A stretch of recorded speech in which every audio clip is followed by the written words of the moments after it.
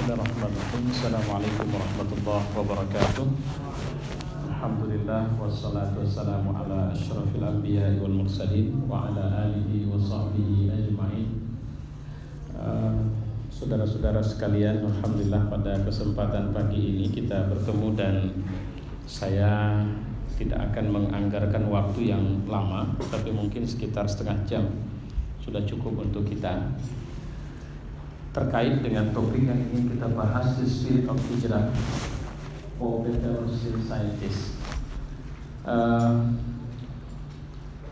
Ketika kita bicara hijrah dalam Al-Quran itu banyak sekali ayat-ayat ya yang menyinggung persoalan ini dalam konteks yang lebih normatif atau lebih umum. Ketika kita bicara hijrah dan ketika Al-Quran juga membicarakan ini, itu menunjukkan bahwa momentum hijrah ini adalah menjadi momentum yang cukup diperhatikan serius oleh Al-Quran, sehingga oleh Allah ya dalam Al-Quran, sehingga paparan-paparan terkait dengan persoalan ini itu disampaikan di berbagai ayat dan surat yang ada. Tapi saya hanya ingin mengajak kita menyoroti satu persoalan di dalamnya. Ya, satu persoalan yang kemudian sebenarnya memunculkan, karena ini lebih teknis. Sementara ayat-ayat hijrah yang lain itu sifatnya lebih umum dan normatif. Itu saya bilang tadi. Misalnya innal ladzina amanu wa hajaru wa jahadu gitu. Ya. Itu lebih umum ya. Sehingga cakupan atau jangkauannya tentu akan lebih berkembang atau lebih menyeluruh. Tidak ada satu konteks historis diceritakan, kecuali satu ayat yang disimpan dalam surat At-Taubah. Kalau saya tidak khilaf itu di surat At-Taubah ya. Atau supaya lebih enak, karena ini mendadak ini. Saya bilang mendadak karena saya nerimanya tablik akbar titik gitu. Tapi begitu nyampe kemari kita bicara masalah, enggak masalah, insya Allah saya coba lihat dulu sebentar ya.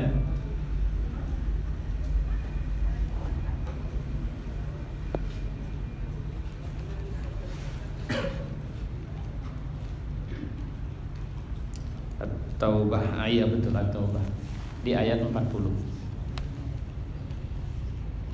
Inilah satu-satunya kalau saya pandang ayat yang berbicara konteksnya kepada sejarah. Sementara ayat-ayat lain nanti ada dalam surah Al-Imran dan macam-macam yang lain itu lebih bicara tentang norma-norma yang lebih umum.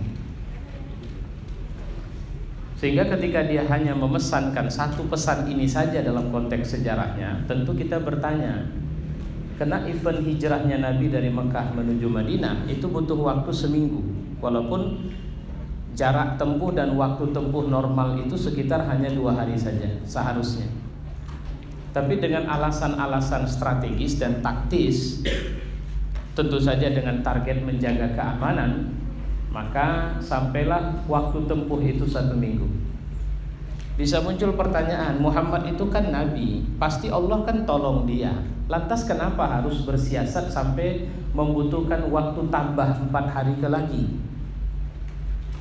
Saya dulu pernah diskusi dengan seorang misionaris Kristen, seorang anak muda mahasiswa dari bukan anak gadis, mahasiswa dari, tapi dia bilang saya masih belajar bang, kata dia. Makanya saya, kalau abang mau diskusi lebih lanjut bisa bincang dengan senior saya. Saya bilang saya nggak ada rencana diskusi, Anda yang memulai diskusi. Jadi waktu itu saya naik bus dan saya masih mahasiswa, maka dia berabang juga kan. Jadi saya naik bus dan kebiasaan saya dari dulu itu selalu di mana duduk baca. Jadi waktu itu saya sedang baca satu buku yang saya tahu betul judulnya sampai sekarang, ingat betul, dan dia duduk di samping saya, Medan Siantar. Dan terjadi diskusi yang sangat panjang dan mengasyikkan dan melibatkan bukan kami berdua, tapi orang-orang di sekitaran kami duduk itu pada ngadep ke arah kami dan kami didengarkan oleh mereka diskusi. Waktu itu ada satu kalimat yang masih saya ingat sampai sekarang, bahwa dia bilang begini, maaf ya bang, bagi saya Muhammad itu manusia biasa. Nah saya bilang exactly right, benar. Karena Islam tidak menempatkan Muhammad itu sebagai manusia di luar manusia atau mengatasi kodrat manusia. Dia manusia. Bahkan Quran juga menegaskan, Qul innama ana basyar. Bilang sama mereka, aku ini manusia. Mislukum. Jadi kalau bahasanya mislukum, sama-sama kalian. Jadi kalau sudah sama, apa yang ada pada kodrat kemanusiaan kita, itu ada pada Muhammad SAW.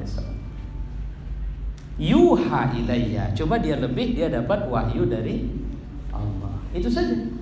Jadi keimanan kita pada Muhammad tidak mengangkat dia pada darjah bahwa dia dewa, atau darjah bahwa dia adalah seorang malaikat, atau dia adalah orang yang tidak bisa lagi dikategorikan manusia karena memiliki keluar biasaan. Tidak. Saya perlu menegaskan ini karena sebab itu tadi, kenapa event hijrah yang harusnya dengan waktu tempuh 2 hari harus molor jadi seminggu, padahal dia itu nabi. Kan gitu. Harusnya kalau nabi kan bisa jalan lebih cepat. Bagaimana seorang Sulaiman alaihissalam bisa memindahkan tahta kerajaan yang dimiliki oleh Ratu Saba, ya, Ratu Bilqis, walaupun nama itu tidak disebutkan dalam Quran, atas instruksinya kepada seorang yang hebat dari kalangan pengikutnya, hanya dengan sekedip mata. Nabi Sulaiman tutup mata, buka lagi, kursinya udah nyampe di istana dia. Bukankah Nabi Muhammad harusnya bisa buat lebih dari itu? Nah ini yang harus kita selesaikan dulu. Saya perlu sampaikan bahwa konteksnya ini lebih bukan sekedar perjalanan seorang Muhammad, tapi pelajaran yang harus diambil oleh kita, karena pada semua yang dilakukan Nabi Muhammad itu adalah teladan bagi kita. Oke? Tolong digarisbawahin ini ya. Sehingga Muhammad adalah teladan yang cocok pada konteks kemampuan insaniah kita. Jadi targetnya dia kasih contoh, kerahkan potensi insaniahmu, kau bisa lakukan seperti itu. Jadi kalau mau pakai bahasa ini tadi, bukan beta only. Di atas beta apa? Best. Kalau dia bicara dengan cerdas, smart, smarter, smartest. Jadi dia bicara pada kondisi contoh di mana enggak, gini aja, semua manusia itu punya kemampuan berpikir yang bisa diberdayakan untuk membangun taktik keselamatan dalam sebuah perjalanan atau dalam sebuah kerja. Itu yang ini pelajarannya di sini sebenarnya. Makanya Allah tidak bicara dalam konteks dinamika kemampuan. Sama misalnya begini, kalian kuliah, dalam perjalanan ditanya siapa yang nopang, ini adik yang ini, siapa yang nopang biaya kuliah? Biaya keluar ayah. Baik, saya tidak mendoakan, tapi saya hanya ngasih contoh. Jika ayah tiada, masih tetap akan kuliah? Pernah nggak berpikir dalam skala paling pahit? Jika terjadi peristiwa orang tua, saya pernah tanya, saya punya anak 9 orang, saya kumpulin mereka. Sekarang kalian manja, semua yang kalian minta Buya bisa sediakan. Coba bayangkan kalau Umi sama Buya udah nggak ada lagi. Saya di luar bertanya cita-citamu apa? Cita-citamu apa? Cita-citamu apa? Setelah mereka ungkapkan cita-cita, saya bilang, jika kami tidak ada, masihkah kalian bercita-cita? Atau akan mereschedule cita-citanya? Coba dulu bayangan yang paling pahit. Ketika kita sudah sampai pada titik yang paling pahit, itulah sebenarnya yang sedang diajarkan dalam konteks hijrah ini. Kenapa Allah bicara gua, tidak bicara perjalanan? Karena tidak logis loh. Ini perjalanannya nyaris tidak logis. Ada orang yang ketika dia diperintahkan hijrah, itu sebenarnya di satu tempat orang Quraisy, orang kafir Quraisy itu sedang berencana, udah sampai pada kesimpulan bunuh Muhammad as soon as possible. siapkan perbekalan semuanya, malam ini rumah Muhammad kita kepung, dan tidak boleh ada pedang yang tidak menikam tubuhnya, supaya nanti kalau dituntut semua kita bertanggung jawab. Itu keputusannya. Begitu mereka buat keputusan di Darun Nadwa, ya, di Darun Nadwa, Allah turunkan Jibril kasih tahu sama Muhammad, kau hijrah malam ini. Kalau pakai otak cerdas nggak perintahnya?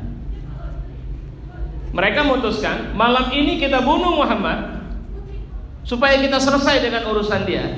Allah turun bilang sama Jibril, malam ini kau hijrah. Cerdas nggak itu? Cerdas nggak? Ayo jawab saya.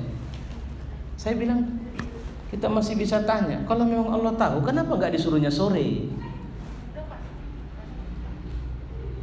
Kenapa nggak disuruhnya begitu mereka putuskan langsung, Muhammad cepet nih, nanti malam mereka mau bunuh kamu, sekarang berangkat. Kenapa nggak gitu perintahnya? Coba, ada yang bisa kasih pelajaran sama saya?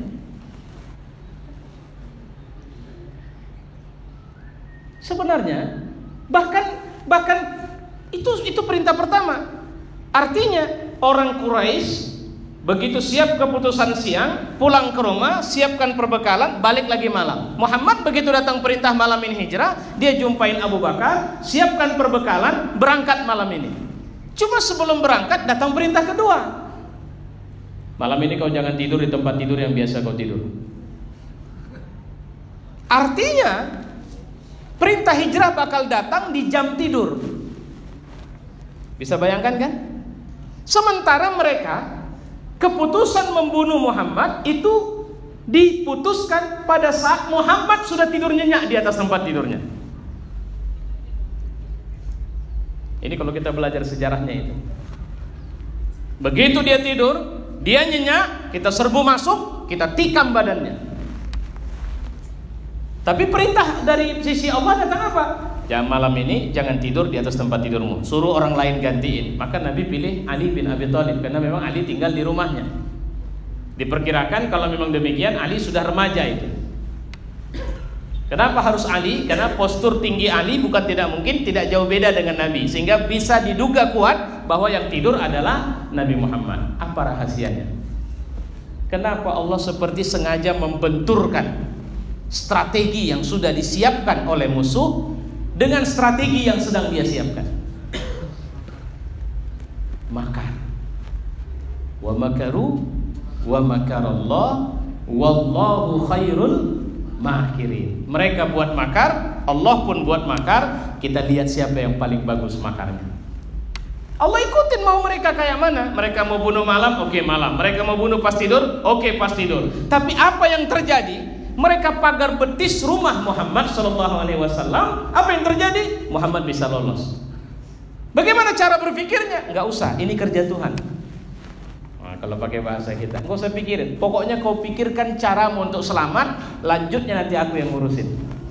Kira-kira begitu. Ini dahsyat. Nah, kemudian kenapa Allah menyebut gua? Idhuma fil ghar. Nanti buka surat At-Taubah ayat 40 ini. Ketika mereka berdua dalam gua. Karena begini ceritanya. Pada waktu mereka masuk gua, gua ini ada pintu masuk, nggak ada pintu keluar. Terus di dalam gua ini sempit. Duduknya juga nggak selonjor enak, tapi rapat-rapat. Baru aja masuk orang kafir sudah ngepung gua. Coba bayangin, logika cerdas mana lagi yang bisa memikirkan cara selamatnya? Itu yang harus kita garis bawahi dulu. Makanya sebenarnya bicara hijrah ini bicara keyakinan, bukan bicara logika lagi. Sama seperti selamatnya Nabi Musa dari kejaran Fir'aun dan sampai terbelahnya Laut Merah, itu bukan bicara logika cerdas, tapi itu sudah bicara keyakinan bahwa Tuhan tidak mungkin meninggalkan itu. Dan itu yang terjadi pada Muhammad di gua. Ketika semua orang cerdas, bahkan ketika dia bilang la tahzan innallaha ma'ana, jangan kau cemas, Allah bersama kita. Itu kalimat dikeluarkan bukan dia sudah dapat berita bagaimana cara selamat. Itu kalimat dikeluarkan bukan di mana dia sudah tahu, udah dapat bocoran, kita nggak akan bisa, nggak selamat, Allah bersama kita, jangan takut. Enggak, itu hanya bahasa keyakinan. Pernah nggak dengar cerita Nabi Muhammad udah pedang itu ke lehernya? Siapa yang bisa bantu kau Muhammad? Kawan-kawanmu jauh. Ini baru perang ini. Jadi waktu perang istirahat tapi ngasuk, toto pimpinan perang dari musuh datang bawa pedang. Sudah siap menikam Nabi.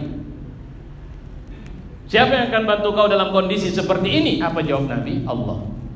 Jawaban yang muncul dari orang yang yakin itu akan membuat kita speechless. Ingat apa yang terjadi selanjutnya? Pedang jatuh, Nabi ambil dasur. Siapa yang bisa bantu kau sekarang? Ini pernah saya lihat dalam satu film ini. Saya tidak tahu filmnya, tapi yang main Sylvester Stallone. Dia menyelamatkan seorang perempuan, tapi perempuan ini tidak percaya bahwa dia yang menyelamatkan. Satu hari dia sedang duduk seperti begini dengan mengelus-elus kucing. Perempuan yang diselamatkannya itu panik, pegang pistol dan mengarahkan ke dia, tinggal tarik pelatuk. Dia sedul aja bilang. Dia bilang bahwa dalam pistol itu ada peluru yang jika kau tarik pelatuknya maka dia akan menembusku dan aku mati. Tapi supaya kau tahu, aku tidak punya niat kecuali menyelamatkanmu. Dan jika kau bunuh aku sekarang, maka tidak ada orang lain yang akan selamatkan kau sekarang. Tinggal kau pilih sajalah.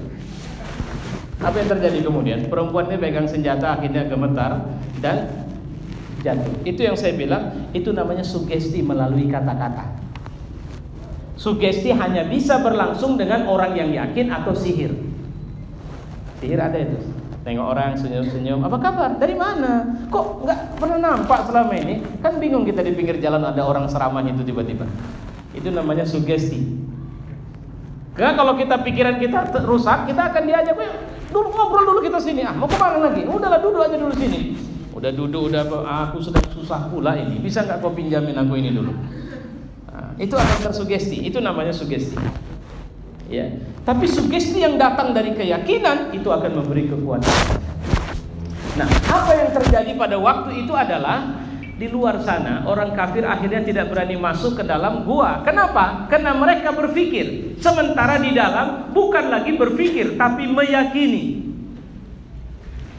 Sama seperti kasus Ahok. Mohon maaf saya kepada yang mungkin bukan Islam, ini gak ada urusan ini Islam tidak Islam ini. Karena kalau Muslim sekalipun mengatakan kalimat seperti yang dibilang si Ahok, itu sama saja bahwa dia sudah menistakan agama Islam. Ya. Jadi ini bukan karena Ahok kafir, oh enggak ada hubungan. Ini karena Ahok Cina, oh enggak masuk. Ini karena Ahok atau siapapun jika dimasukkan kepada nama Ahok ini mengatakan kalimat seperti itu, maka sama saja dia sudah menistakan agama. Sama seperti si Nusron. Nusron itu sudah masuk kategori, cuma saya nggak tahu dia di mana sekarang. Nggak ada lagi suaranya. Ya. Nah, saya perlu sampaikan, ketika sekarang kan biasa perang opini, buang. Saya bilang apa? Tadi baru saya ngomong sama satu orang, saya bilang saya tidak peduli apapun berita di seputar itu. Sama saya cuma satu, pemerintah ini masih saya percaya, tolong lakukan proses hukum, penjarakan itu manusia. Titik, saya tidak mau dengar yang lain. Itu namanya bab bukan berpikir lagi, karena saya sudah meyakini itu. Kalau berpikir kan begini, berani nggak tuh jangan lompat dari atas ke bawah? Berani, cobalah. Nantilah dulu, kaulah dulu kalau berani. Nah, kan itu namanya masih berpikir. Tapi kalau dia sudah yakin, tidak ada bahasa lagi ketakutan di situ.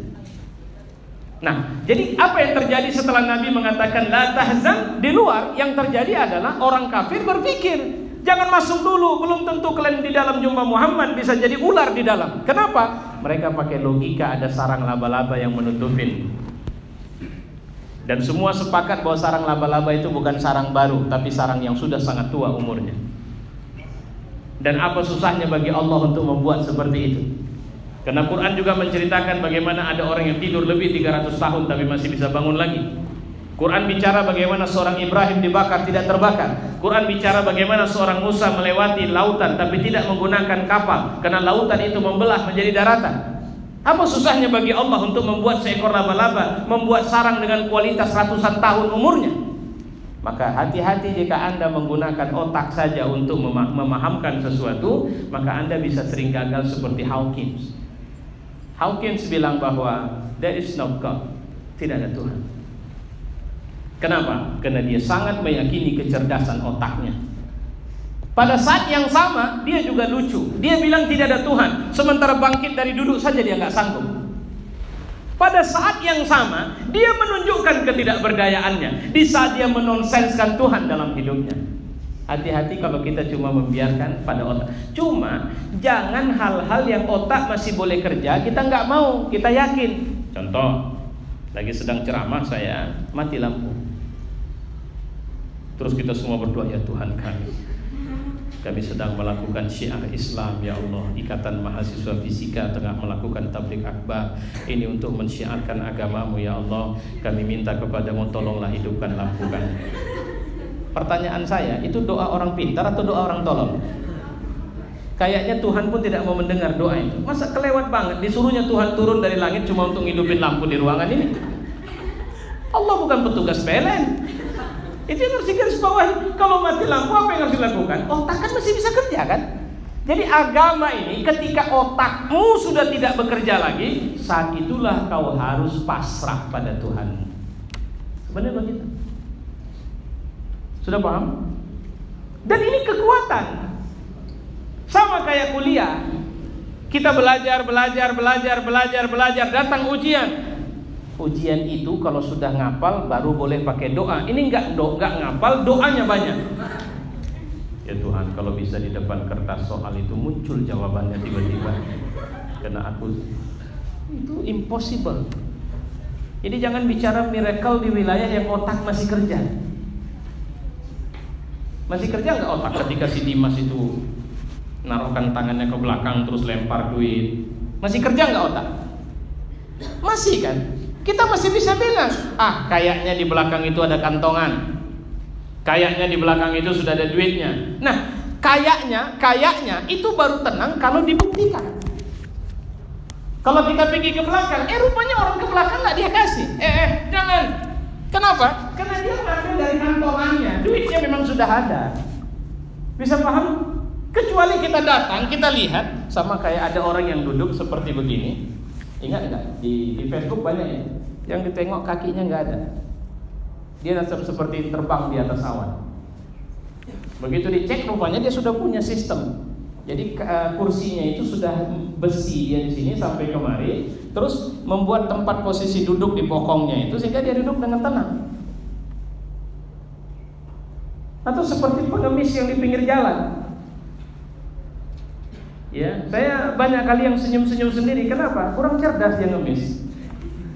Kalau dia cerdas kan bohongnya nggak ketahuan. Ini ketahuan begitu.